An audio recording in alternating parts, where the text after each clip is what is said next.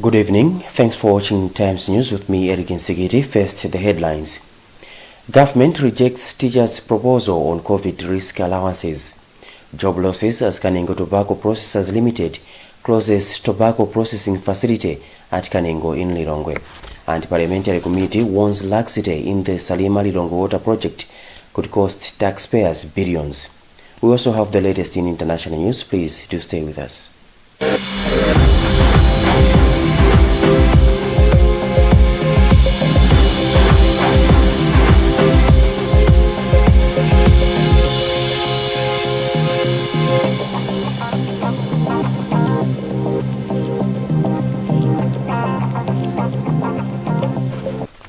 In our first story this evening, government has rejected a proposal to give teachers a monetary value of personal protective equipment as COVID-19 risk allowances. Teachers Union of Malawi proposed the deal as a condition for them to resume work. But a letter signed by Chairperson of the Parliamentary Committee on Education, Blenix Kaise, announces that the Presidential Task Force on COVID has rejected the proposal.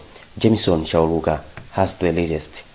The suggestion was arrived at as a solution to end the impasse between government and Teachers Union of Malawi over COVID-19 risk allowances. While government has been insisting that the teachers are not under immediate and serious threat in their work warranting the risk allowances at the moment, Teachers Union of Malawi thinks otherwise. In the end, learners in the public stayed 2 weeks out of school while their colleagues in private institutions were learning. A letter from Chairperson of the Parliamentary Committee on Education, Blenix Kaise, said the proposal, which was taken to the Presidential Task Force on COVID-19 for further consideration, was rejected. TUM has since given government 1 week to return to its promise, saying otherwise they will resume the strike. TUM President Willy Malimba said the strike will only resume after payment of the allowances. At least 179 people have been laid off following closure of Kanengo Tobacco Processing Facility in Lilongwe. Officials have announced the company will officially close end this month. Minister of Labour Ken Kandodo has since expressed concern over the closure and the loss of jobs. Audrey Kabalamula reports. The company says the closure has been prompted by various factors which include difficult financial times within and outside Malawi, due to reduction in national crop size, reduced international demand for Malawi air-cured berry, and high competition of tobacco processing in Malawi because of high installed capacity and international sanctions on Malawian tobacco. The board of directors say in a statement that the company will be forced to retrench 179 permanent workers. All employees have been requested to verify their retrenchment package by Wednesday, 24 March 2021, according to a memo from the Human Resources and Administrative Manager Yacinta Chikapa addressed to all employees. Management refused to grant an interview when Times visited the company on Wednesday, as they said they were locked up in a meeting.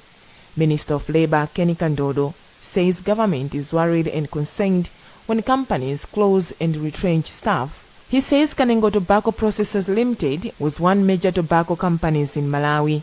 Kanengo Tobacco Processors Limited started its operations in September 2000 with the opening of a state-of-the-art processing facility which at its peak processed 32 million kilograms of tobacco.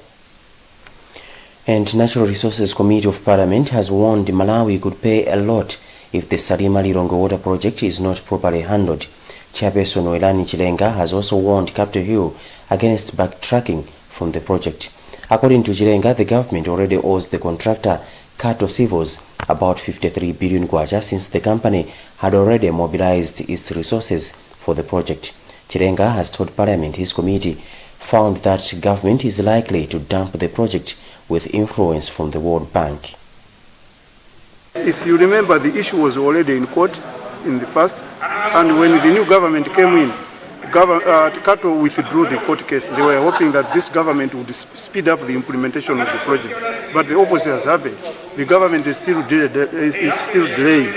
So we are saying, please pay Kato Civils before they go to court. We don't know how much the court charges will be. It may be more than 71 million US dollars. Because as we are speaking right now, the contract is running with Kato Civils.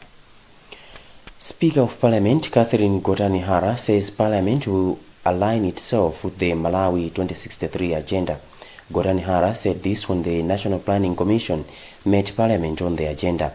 National Planning Commission Chairperson Richard Nkandawire says taking the document to Parliament will help in achieving the agenda's plans. Rebecca Chinchega has more in this report, read by Fale Panda.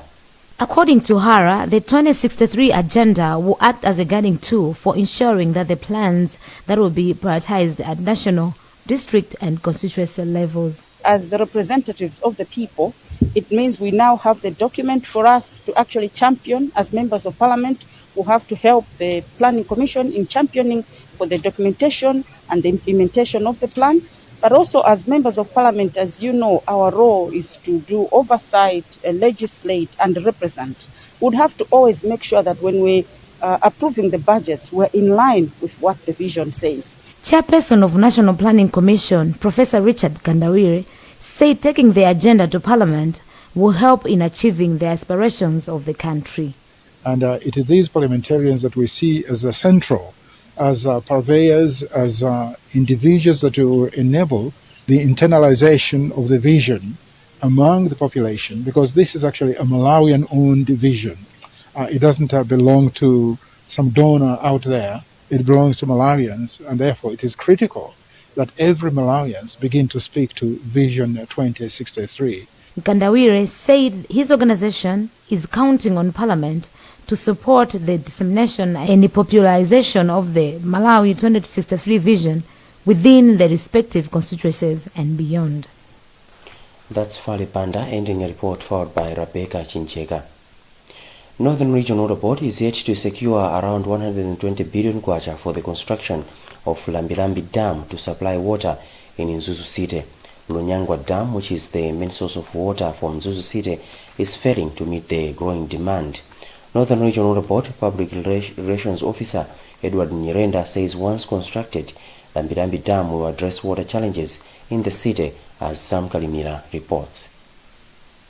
Lunyangwa Dam, located within Kaningina Forest in Mzuzu, also supplies water to Ekwendeni Trading Center. However, Northern Region Water Board Public Relations Officer Edward Nyirenda said the plan to construct the Lambilambi Dam at Chikangawa is facing financial challenges. Nyirenda said the board is currently working with the Ministry of Natural Resources and Ministry of Finance to identify the much needed funding. Northern Region Water Board Chief Executive Officer Titus Mtea said the board has managed to reach 95% of population in the two areas of Mzuzu and Ekwendeni in supplying potable water. We are working on an alternative dam which we want to construct in Lambilambi, some 40 kilometers from here.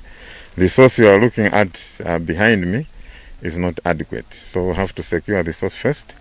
And then we have to embark on the extension of the lines. If you see in Mzuzu right now, we have done a lot of excavations, putting on tanks. So this is partly to ensure that every Malawian within the city and Ekwendeni should have access to water. Meanwhile, one of the stakeholders said conserving Chikangawa Forest, Raipline Malawi, has planted different types of trees that conserve water along two rivers that supply water to Lambilambi River. Nathaniel Ndhala is Raipline Malawi Forestry Manager. We have planted the Mulanje Cedar, Sizija Mkodatam, which is Katope, and the Kyanthoteka, which is Zimbawa.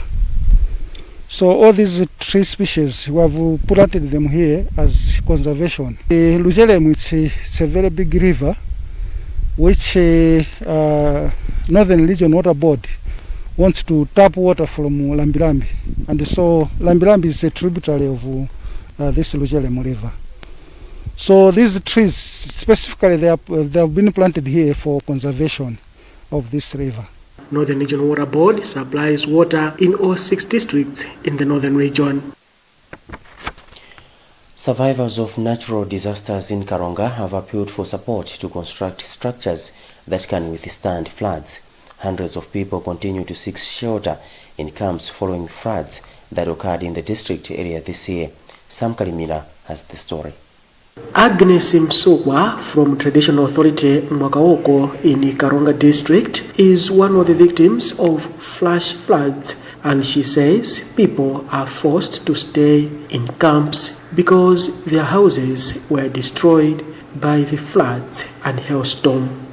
Msukwa is one of over 200 households that have been benefited from a financial and sanitation initiative championed by Red Cross Society. According to the Red Cross Project Coordinator, Mese Chalimba, over 22 million kwacha has been disbursed for the reconstruction of shelters for the people that have been affected by natural disasters. Chalimba said the households are being supported in the ranges of 13,000 kwacha to 65,000 kwacha depending on the damage. We trained our volunteers on Build Back Better initiatives, and these volunteers will assist the beneficiaries in the reconstruction exercise so that they attain the quality that is intended. Commenting on the support, Martha Karumbi, a representative of District Commissioner for Karonga, said the council is struggling to support the natural disaster victims. In Karonga, almost each and every year we are affected with disasters ranging from strong winds, floods as a result of heavy rainstorms. So this year we were having disaster victims as a result of the same. Currently, flood victims are camping at Mwakaoko School and Tendi Church. Red Cross Society is also distributing water and sanitation materials to households in camps with support from UNICEF, while the cash distribution initiative is being supported by the European Union. Deputy Minister of Transport Nancy Jaolandogo says she is satisfied with the progress made in the construction of a jetty on Ligoma Island. Motor NGO is constructing the 10 billion kwacha worth structure. However, Ndogo expressed concern over the delays to finish the project. As of now, the water levels in our lake are very high, and it's better for the motor NGO to speed up the process so that we can transport the beams now. And you can see very soon there will be changes in the weather, there will be more winds, and it will be difficult to transport these beams. That's why I said let's speed up the process so that we can transport them in time. And a Blantyre-based school for special needs, Patsogolo Education Center, has called on well-wishers to assist it with various projects. Director of the school, Professor Johnny Kumwenda, says due to lack of resources, the school is struggling to accommodate more learners with special needs. Kumwenda explains. So, Patsogolo was started